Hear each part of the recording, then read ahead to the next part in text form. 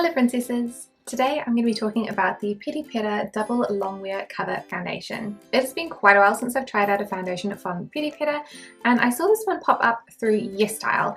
I was shopping at YesStyle because I had a whole bunch of reward points to use, which was amazing. So I decided to actually pick this one up because the colour looked really, really nice. It was swatched and it just looked like such a nice pale, like very yellow toned foundation. So I was like, I'll give them another go. I have tried a few foundations and cushions from Peripera before in the past, and I have to say that I haven't liked them very much. Most of them have been just a little bit too pink toned for my personal preference, so I didn't have hugely high hopes for this one, but I was a little hopeful. So for this one, I'm going to have a product description, packaging and swatches, application, longevity, and my final thoughts. So if you'd like to skip to any of those points, please do so now. So for this one, the product description says, a smooth liquid foundation, SPF 45 PA++, and with whitening, wrinkle improvements, and UV protection at triple functions. The double layer fix system provides a better adherence, leaving the pigment to stay in place for longer. Infused with micro-wear powder to provide high coverage, with a lightweight semi-matte finish. The packaging of this product is very simple, but it's very effective. This one actually has a plastic bottle, which I kind of love and I kind of don't. A lot of the products that I have actually have a glass bottle, so when I pick this one up, I immediately think it's going to be really heavy, and it's just kind of odd. It has foiled gold on the outside, which I think is really nice. I think it's very pretty. And then it also has a pump top. The pump actually doesn't pump out very much product. Just a little side note, it's not a major, but I need to use at least 2 pumps to cover my entire face because it's just such a small amount that comes out. I picked up the colour 01 Pure Ivory. This one is a fairly light colour. It does look slightly yellow, but I find that it is a little bit too bright for my skin. It may be slightly light, or it maybe has a little bit too many pink tones in it for my skin. I'm not 100% sure on that one, but the colour for me is not a good match. Okay, so today I'm going to be applying the Peripera foundation with one of my usual cushion puffs. Still definitely my favourite way to apply foundations. This foundation is pretty easy to apply, but I do find it is a little bit bright. I'm not sure if it's actually too light or if it's just too like pinky toned. For some reason the lighting in here does make my skin look quite tan. I think it's also because the wall behind me is actually grey and not white, so the balance is just quite off, but we will get there eventually with the lighting. Other than that, this does have a really heavy rose scent to it, so if you are sensitive to smells, it's probably not one I would recommend. But I do like the finish. It's quite it's a nice sort of like satiny finish. Like, it's not too shiny. My skin is quite shiny at the moment because it's very moisturized in a good way. So this is how the foundation looks on one half of my face versus the other half. So there's definitely a bit more coverage, but it does look like, it doesn't look too bad in comparison here. That is a pimple. Why on my neck, I don't know, but it doesn't look too bad, but it's definitely slightly off. So I'm just going to do the other side, and then I will zoom you guys in so you can see my skin up close and personal. Because what is the point in doing a foundation review if you don't actually see how the foundation looks on the skin? So this is how we are looking at it from far away. Not too bad, pretty cute.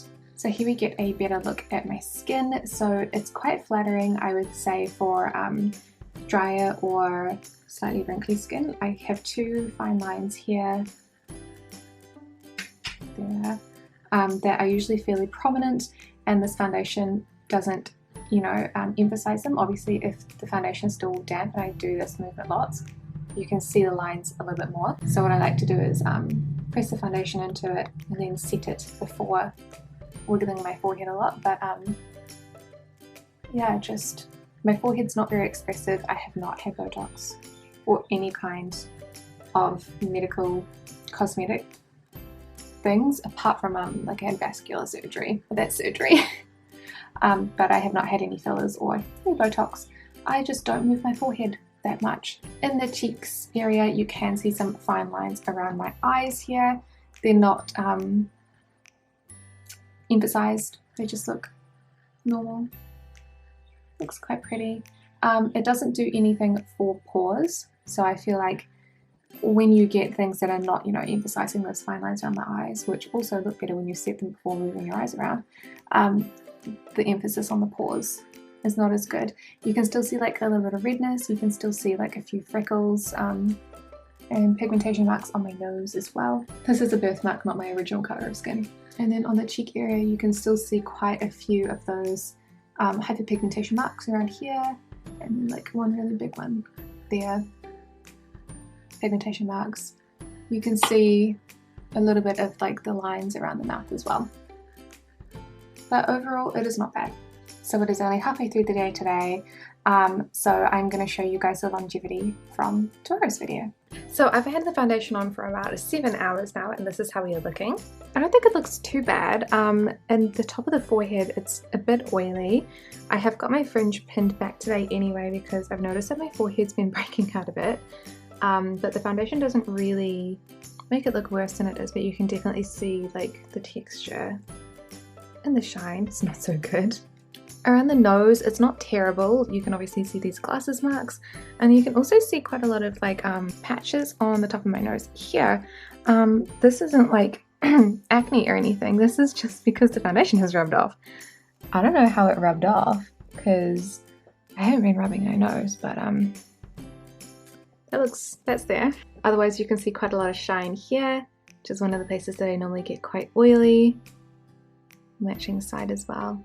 The chin isn't too bad. I do have a little wear patch here. I must have been leaning on my chin today while I'm teaching. A little bit of redness showing up on this part of my cheek as well. But otherwise, all in all, like from a distance, it's not bad. Not great longevity though, and I still feel like the colour, I don't know, it just makes my neck look super yellow. Look how dark my hands are. That's the tan from the car.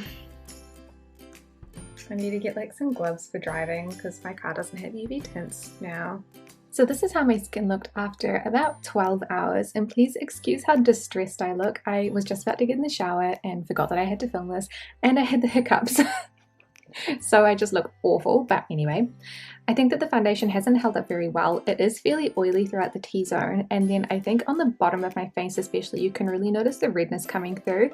So there seems to be bald patches on my nose, on the tip of my chin, but then also you can see the little redness coming in on the cheeks. So I have like upper cheek redness and lower cheek redness.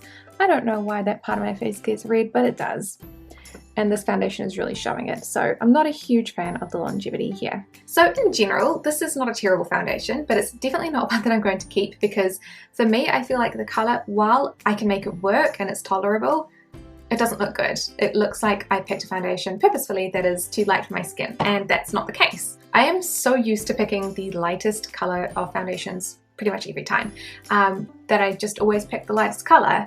I have fairly pale skin and it's very yellow, very warm toned, but I do tan really quickly, and it is the middle of summer in New Zealand, so either I have just gotten a little bit more tan accidentally, who knows, or a lot of the time the brands are actually making the cushions and the foundations a little bit lighter or pig toned because bright skin is seen as something that's fairly desirable. There are many factors as to why this is not the right colour for me, but we'll just leave it at the fact that it's not the right colour. I do find that it applies easily. There's no problem with the application. I found it very easy. I used cushion puffs. I don't think I've even used a different application method in like the last year, so we're just going to go with the cushion puffs. The only downside I think with the application is that it does have a very strong scent of roses. If you do not like fragrances in your skincare or makeup, or if you are sensitive to fragrances, I would stay away from this one because it is quite heavy. I enjoyed the smell of roses and I didn't find it problematic, but it is worth noting. In terms of coverage, I very much disagree with the product description that says that it has high coverage. I think that it has light to medium coverage maximum. I could see all of like the little flaws in my skin, and I don't mind that. I've got quite a few freckles on the top of my nose. I've got like little sebaceous filaments on the tip of my nose. I've got pores. I've got freckles on my cheeks. I have hyperpigmentation marks on my cheeks. I've got a lot of scars to cover, and it didn't cover any of them. And that's okay, because I actually don't mind the way that my skin looks without makeup, so I'm not looking to cover it and look plastic. But it does say that it is high coverage on the product description, and I disagree. I do, however, agree that it is lightweight and it has a semi-matte finish. I think that the finish is really beautiful for the skin, and yes, it is very lightweight as well, which is nice. In terms of the longevity, I think that it did fall short for me, especially you could see in the final check-in, which was 12 hours. It is a long time to wear foundation, but I think that for most people it's probably around about the same amount of time that people would normally wear a foundation. I look atrocious in that video clip. I did the voiceover for it just before and I was like, what is wrong with me? I had to turn the sound on and I'm hiccuping. Not good, but it's fine. I'm not dying, I just look really atrocious. And the foundation didn't really help. Very shiny in the forehead and the T-zone, and like I just had these gigantic red patches like down here and then where my blush normally would be. I don't think I wore that much blush that day, so I don't know why I had that many red patches, but I do often get little red patches down here, so both sides of my face. I don't know why, just down here specifically gets really pink, and you can really see that through the foundation, so it didn't look good. Not flattering. So for this one, it's not a product that I'm going to be keeping for a few reasons. The biggest one is that it's not the right color for me. It just looks off, and the longevity. I think that if it had better longevity or a better color, it might be a contender, but it's definitely not up to par with the other products that I already have and love. Who would I recommend this for? You've definitely got to like scents because, like I said, it is strongly fragranced with rose. I would recommend it for someone who is putting on just a little bit of makeup for the day, a really short day, doesn't have really oily skin and doesn't have much to cover. It's lightweight, it feels nice and it looks light, but it also has lightweight coverage. So if you're fine with your skin showing some scars, some flaws, and you're just wearing it for, I would say 6 to 8 hours is good, then yes, I would recommend it. But you definitely have to like the smell of roses. So thank you guys so much for watching this review, and I will see you in the next one. Bye!